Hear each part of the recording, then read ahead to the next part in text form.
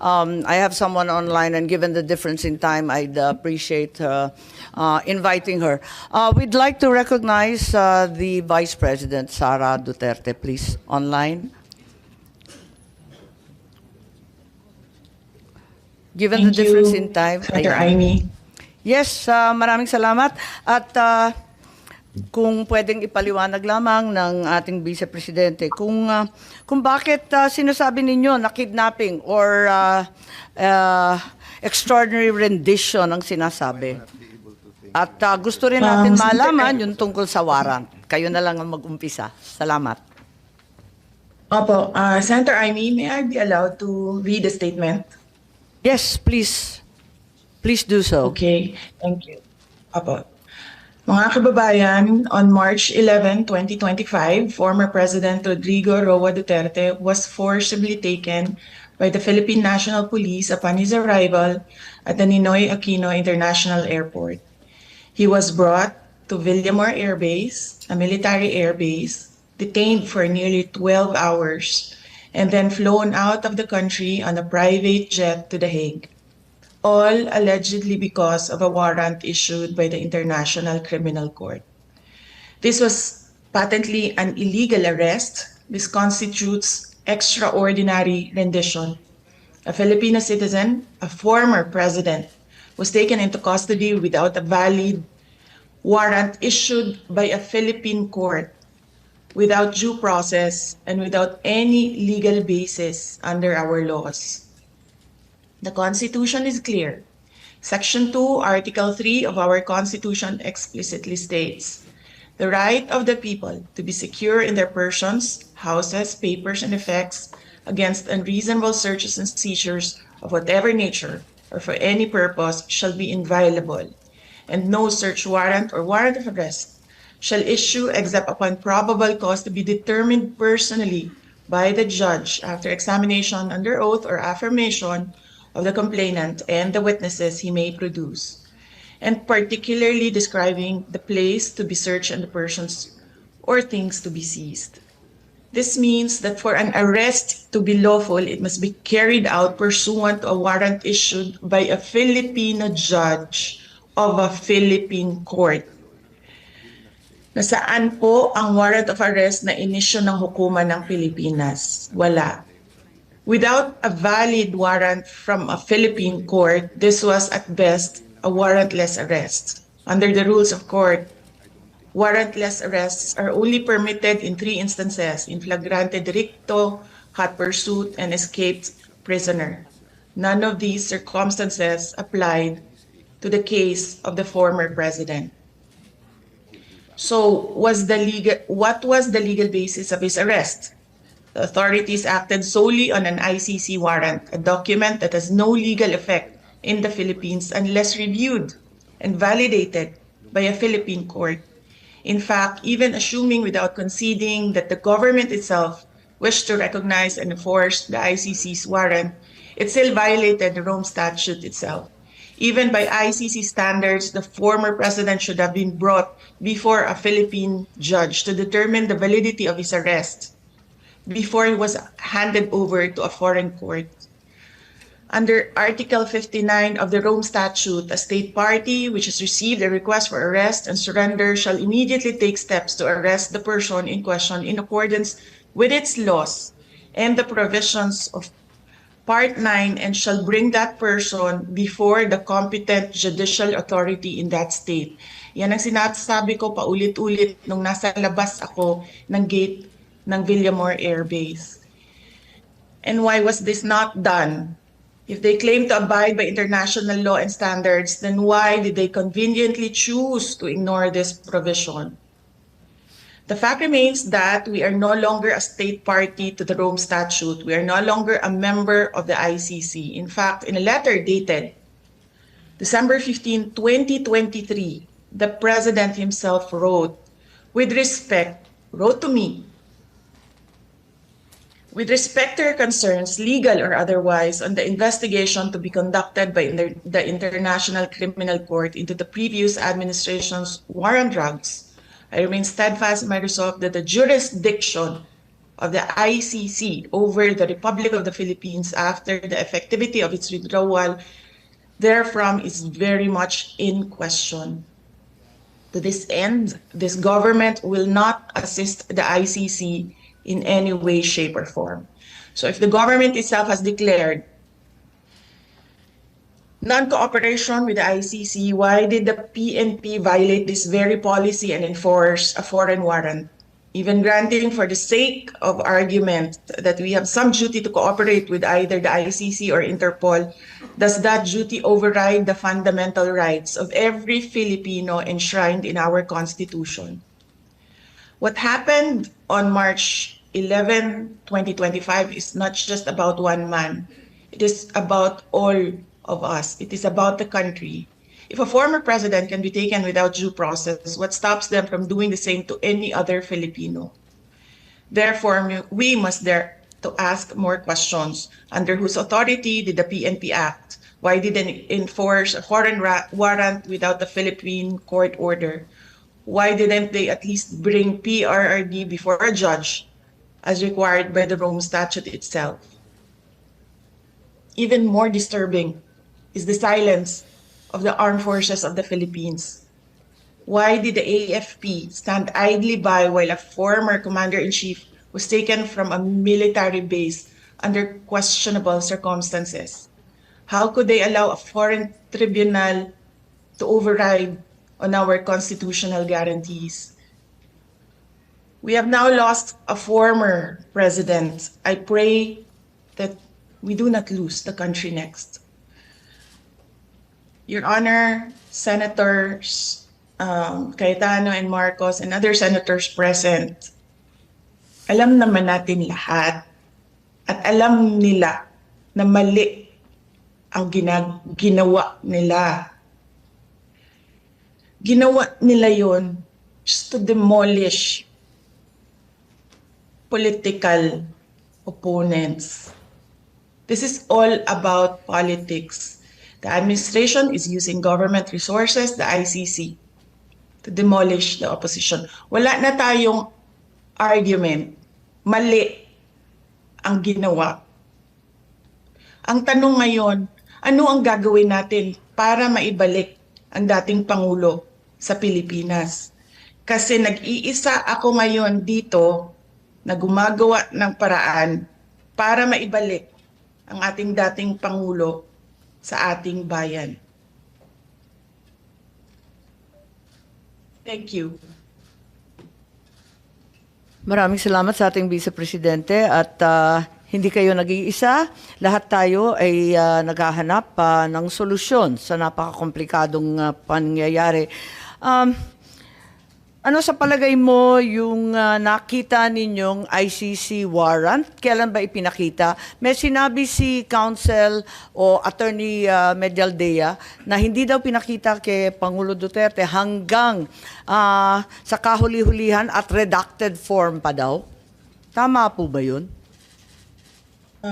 Yes, Honorable Senator Marcos, ang nangyari kasi, merong ICC warrant. It was diffused to Interpol. It was given to Philippine authorities. Hindi siya nagkaroon ng red notice. Kaya yung ibang bansa, hindi nila alam. Wala silang notice na merong ganong warrant. Ang nangyari, ICC, Interpol binigay sa Philippine authorities. And the Philippine authorities or the Philippine National Police, in-implement nila yung warrant diretso doon sa akusado, hindi nila dinala sa korte natin dyan sa ating bansa. Tama po. At yan ang pinag-uusapan namin kanina ni Executive Director Alcantara ng Transnational Crime na ang pinadala lamang ay isang diffusion. Ito ang kauna-unahang pagkakataon na ang warrant of arrest was honored by a member state. Samantalang diffusion pa lang to, wala pang compliance review, wala pang ibinibigay sa Secretariat ng Interpol, walang task force yung Interpol at walang kaalam-alam yung commissioner ng Interpol. Ang sabi nga ng Interpol, si Presidente Duterte ay hindi wanted ng Interpol. Wanted daw siya ng ICC. Pinadala lang daw sa kanila. As a matter of fact, under Article 97, Section 4 of Interpol's own rules on the processing of data, it is very clear that there are so many requirements before any action can be taken. Kung pwede, ipakita natin ang itsura ng isang diffusion versus isang red notice. Ibang-iba po yun. Ni walang red notice at yung diffusion, parang sabi nga ni VP, parang tinimbre lang sa mga kasama sa Interpol ng mga miyembro. Hindi dinaan sa mismong review. So, nais natin pag-usapan at tanungin kay Executive Director. Tama po ba yun? Diffusion is something not yet verified per the articles on processing data. Tama po ba yun? Kasi yan ang rules ng Interpol, hindi po ba? Ang diffusion po ay sa Article 97 ng Rules on Processing of Data is a standardized request Tama. to arrest, detain, or restrict movement Right. of accused. Ito, Tama, locate, pero Tama po. hindi pa siya verified, hindi pa siya naimbestiga at hindi pa nailalagay bilang opisyal. Wala pang task force, wala pang compliance review. Pero hindi po ibig sabihin noon na wala siyang value. Pero Pareho po mismo yung Interpol, sinasabi po sa atin na first time daw na yung member state agad-agad in-acknowledge. Wala pa namang kaalam-alam. Ang mismong Interpol Secretariat, walang kamuang-muang kasi between states lang to, ICC lang at Interpol.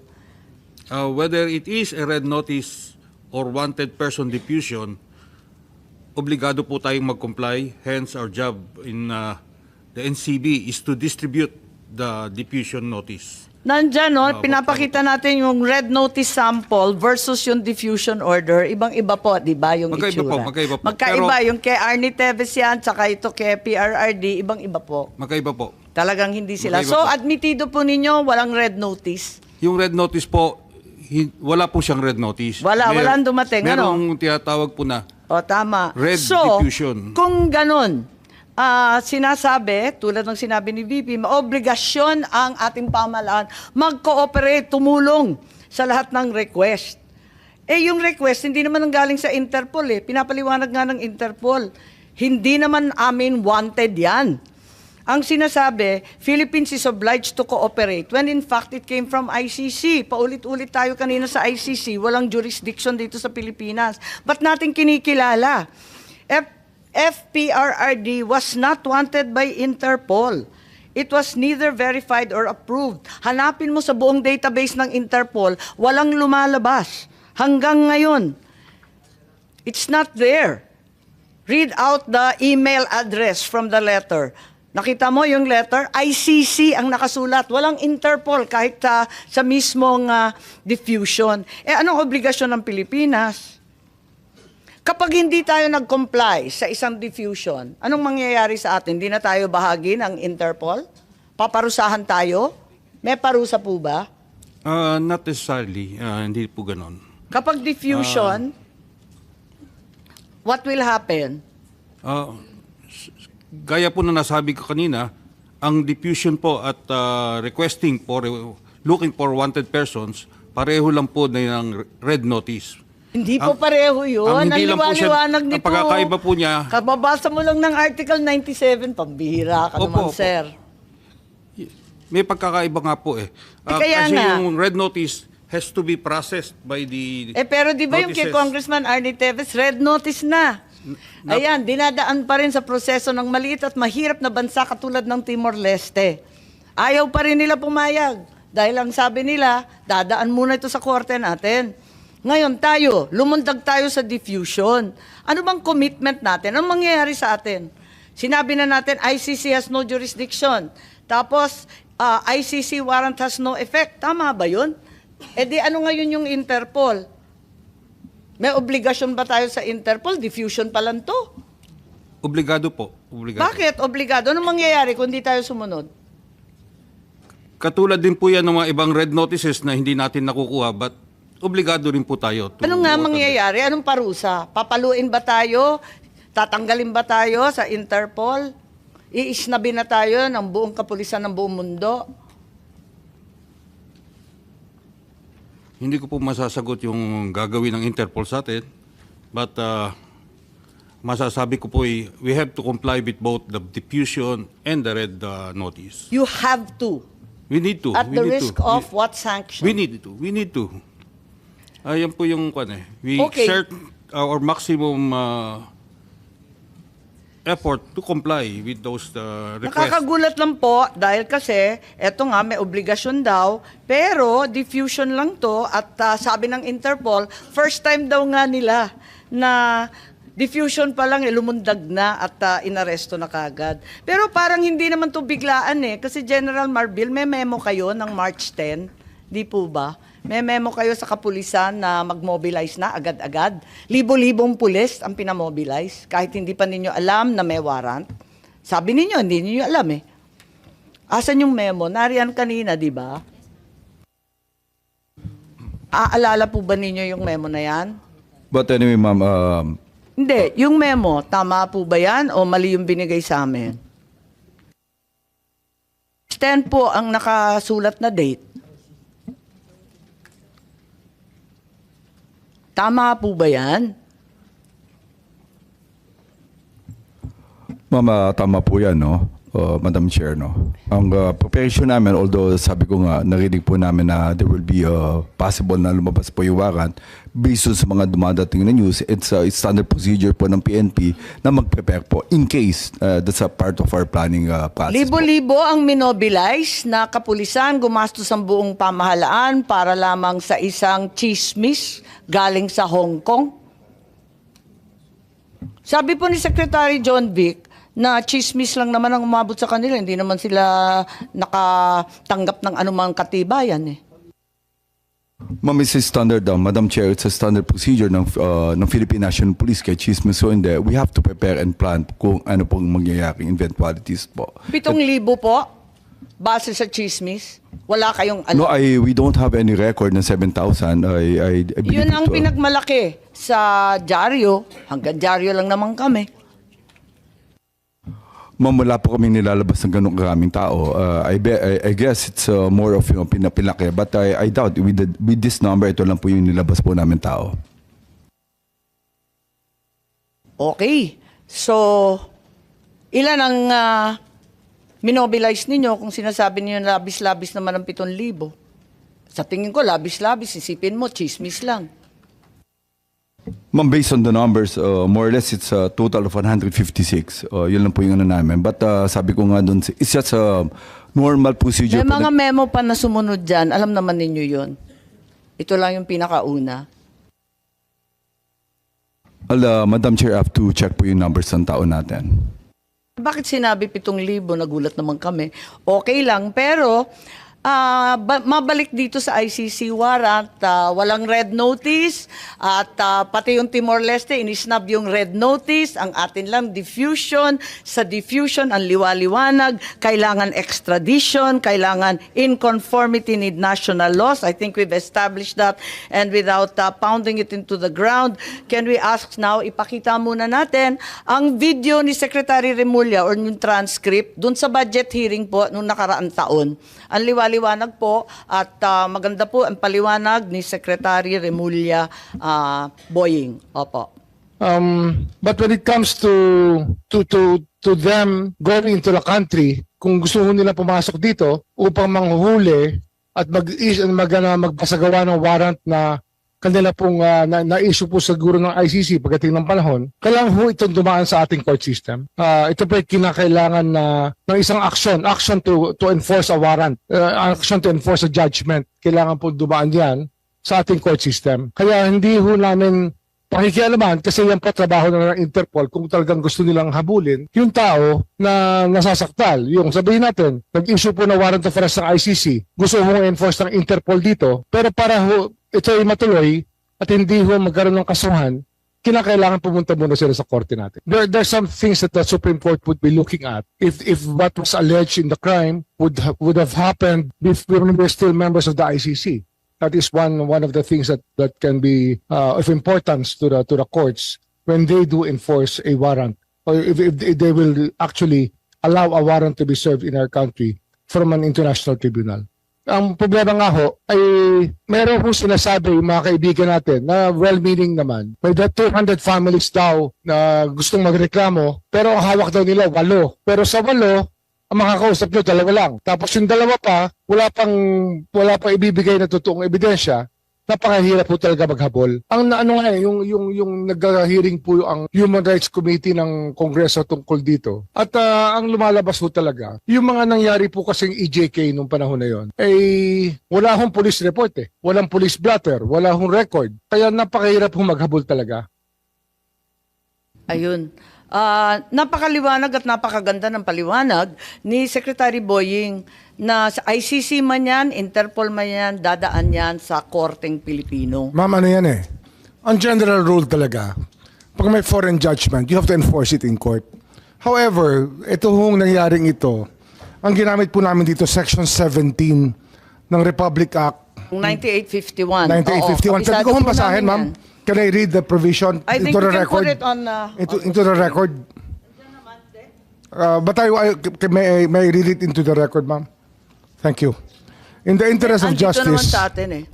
in the interest of justice, the relevant Philippine authorities may dispense with the investigation or prosecution of a crime punishable under this act if another court or international tribunal is already conducting the investigation or undertaking the prosecution of such crime.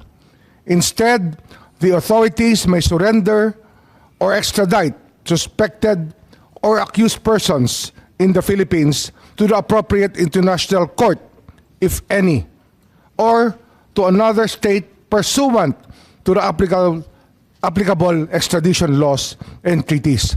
That is Section 17 of Republic Act 9851. So Yes. ito pa yung option na sinasabi ko kanina. Yes, at yan yung pinag-uusapan natin kay Attorney Medina. Baka ibig ninyo mag-comment kasi mahaba po yung sinulat ninyo tungkol dyan. 9851, Section 17, at saka si Senator Cayetano. Unahin po natin na unang ma-recognize si Attorney Medina lang po. Lahat tayo, kabisado natin yung 9851, alam natin yung Section 17, para rin yung Rome Statute, Article 59, sa panahong to na memorize na nating lahat. Attorney po. Thank you for the opportunity, Madam Chair. And with all due respect to our hardworking, brilliant Secretary of Justice, I beg to disagree purely on legal grounds. Again, doctrine of constitutional supremacy.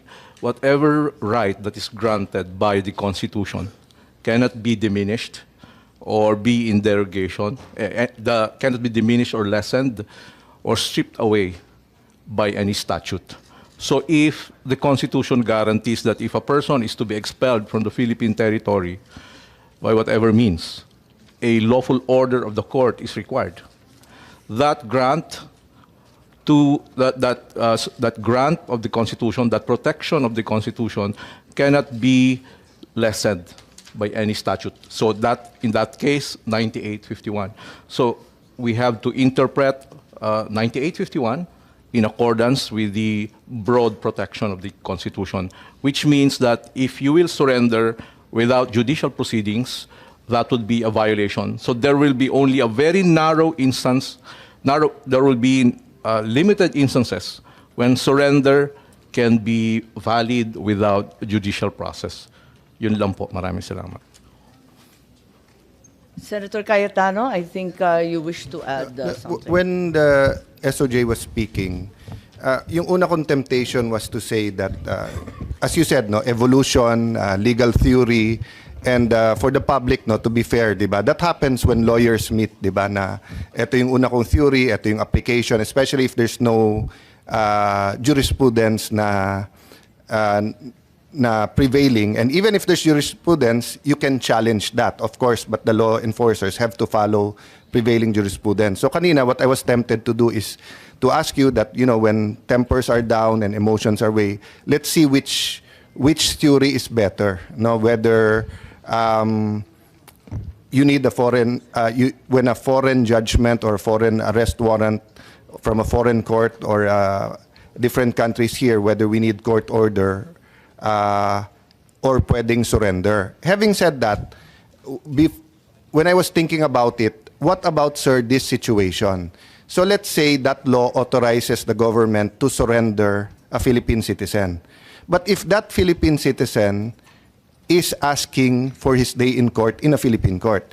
Kasi kung, again, hindi ko nakita yung buong video, but nakita ko yung part. I think this is more from the videos na pinost allegedly taken by Kitty Duterte, di ba? But I just saw portions eh. So isang portion doon, nung una sinabi kay Presidente, former President Duterte na sa Hague ka dadalhin, sabi niya, patayin niyo na lang ako or you'll have to kill me. I'm paraphrasing.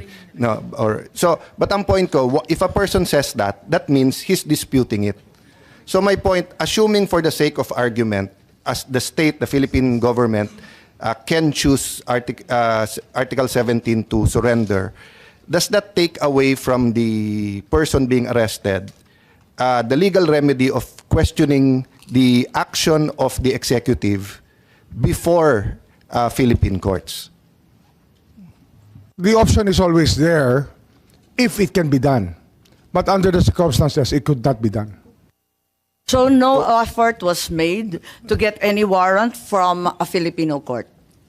I think said that there they was were, the whole time that everything was happening until the evening, there were even attempts to show fake orders of the courts saying that there is a TRO on the action of the PNP. Yes, I believe fake that news. this was being showed by E.S. Medialdea. Am I correct, General Torre?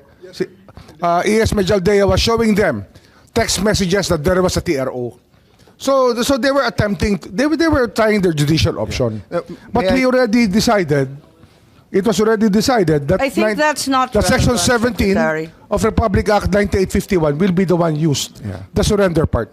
May I Sige. clarify that? Just that part, Yes, no? Senator Cayetano. So we agree, di ba, na yun, ICC or whoever may, or extradition, or basta under that law, no? Dumating dito, inarrest, sabi nung Pilipinong inaresto, okay, no problem, I'll face court there, dalhin niyo ako doon. So, walang problema yung surrender, di ba? Kasi he or she surrendered to government surrendered under the definition ng surrender under that law, Section 17. But sabi mo, what was your exact word, sir? If possible or if...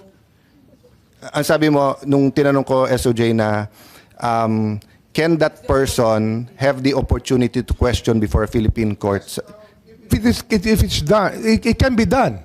Yes. Some people have been managed to get court orders in a matter Yes. of hours. But- Only in this case, wala akong nangyari. Yes, but yun nga ang point ko. Isn't the better rule, we give them reasonable time to do that? So that we don't deprive... Ma'am, excuse me lang kasi there is a pending petition for habeas corpus in the Supreme Court. Okay. We might be stepping already on Okay. the, So having the said ground that, that we have to So we leave take it at next week. that. We have no desire to be Yeah. sub judice. Thank Yeah. you. Madam For Chair, the can I reminder. just say this? Sir, I will respect that because nga mabigat di ba? Emotionally, legally. But can you study that part?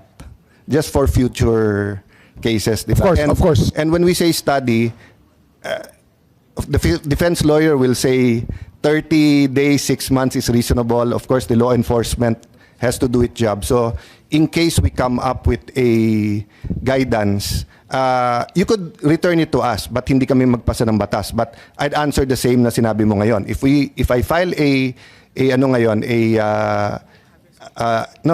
draft bill defining that, baka sabihin ng court, see, you admit na pwede pala. So I also don't want to somehow interfere or influence the Supreme Court in this decision. But may I just put it at your table na ano yung reasonable for a Filipino citizen to go to court in case nga this happens. And it's valid nga kasi nga if the ICC issues whether it's Senator Bato or any of our generals or any member of the AFP, I'd like them to be able to go to court to question whatever identity, validity of etc.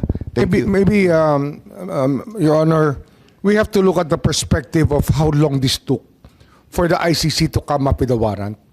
This did not happen overnight.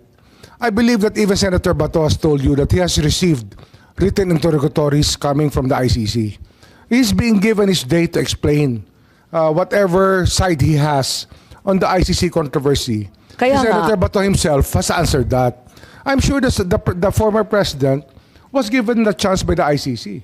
I mean, I don't think that 125 countries would agree to bully somebody and not give him a chance to explain. I Madam think Chair. that it goes beyond convention Senator that we will allow this to happen. Yes, Secretary Chair. and Senator Cayetano. I think I'd like to agree to disagree with you on that part. No, kasi yung questions ko later on are factual.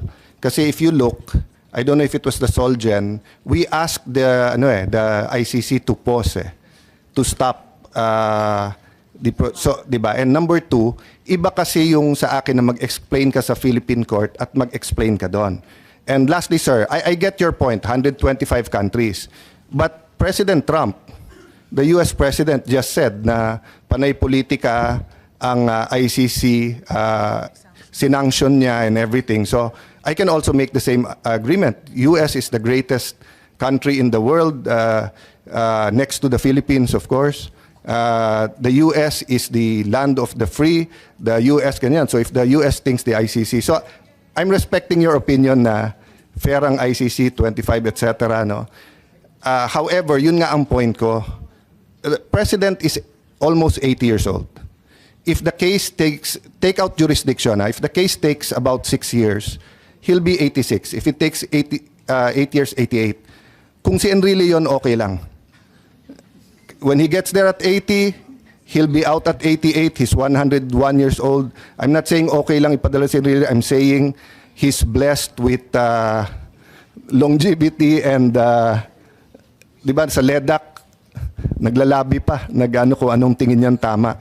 But my point is, sir, yung ako personally, naghahalo na yung legal at emotion pag sinabing nandun na siya, dun siya magpaliwanag. Kasi nga Pilipino na pinadala doon. But I'll agree to disagree with you there and stop there, Madam. Maraming salamat at nais ko lang balikan itong sinasabi natin.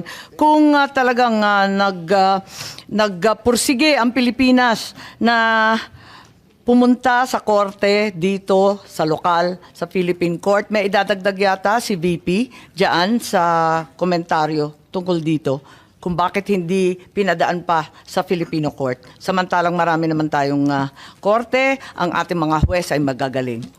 Yes, please, VP po.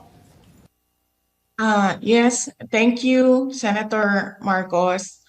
Ang gusto ko lang gawin is, unang-una, meron kasing document galing sa ating Pangulo papunta sa akin na sulat, no, na lumabas dahil kinuha siya sa isang lawyers group chat. Hindi namin alam kung sino ang kumuha at inilabas siya.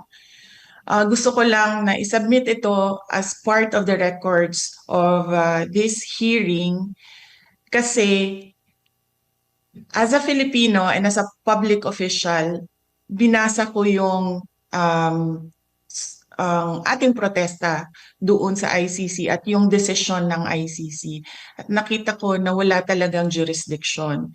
Pero alam ko na merong ginagawang investigation dahil nabibigyan kami ng data or information galing sa mga law offices na ginagamit dyan sa loob ng Pilipinas sa pag-interview ng witnesses. Kaya kinausap ko unang-una ang Secretary of Justice noon. At dahil hindi paiba-iba yung sagot niya sa mga tanong ko, ang ginawa ko ay dumiretso ako sa Pangulo. Kaya yon, nabigyan ako ng sagot ng Pangulo at gusto kong basahin ang kabuuan ng sulat.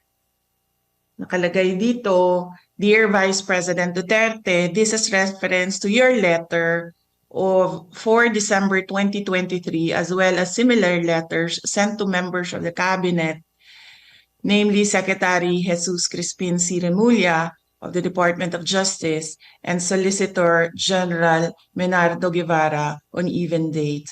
With respect to your concerns, legal or otherwise, on the investigation to be conducted by the ICC into the previous administration's war on drugs, I remain steadfast in my resolve that the jurisdiction of the ICC over the Philippines after the effectivity of its withdrawal therefrom is very much in question. To this end, this government will not assist the ICC in any way, shape, or form. I am certain that all the members of my cabinet, including yourself, will echo my views on this matter. As it is my sworn duty, I will continue to defend and assert the sovereignty of the Republic of the Philippines at all times. Ngayon, naririnig ko po sinasabi ng ating Secretary of Justice na mabibigyan siya ng panahon na makasagot sa loob ng ICC. And that is clearly the Philippine government's position that there is cooperation with ICC. So kinikilala na nila ngayon yung jurisdiction ng ICC na wala naman kasi talaga. Because this is an extraordinary case of extraordinary rendition. At pangalawa, Senator Amy, gusto ko na sumagot ang Armed Forces of the Philippines kung bakit nila pinayagan na mangyari ito. Because under the law, the Presidential Security Command is in charge of the security of former presidents. So bakit nila hinayaan na mangyari ito sa isang dating Pangulo ng ating bayan? And finally, I request that I leave the meeting, the hearing, because I have to prepare for meetings as well here this morning at 9 a.m. Thank you very much, our honorable senators, mga kababayan. Maraming salamat, VP. Maitatanong lang, kailan yung date nung sinasabi mong sulat mula sa Pangulo natin? Ang date ng kanyang sulat ay December 15, 2023. 2023. Iba pang sulat pala ito. At maraming salamat at hihingin natin ang sagot ng ating AFP tungkol sa PSG at yung okasyon sa Villamor. Maraming salamat, VP. Kung may mga iba pang mga hearing, sana makadalo ka rin. Thank you. Opo, salamat.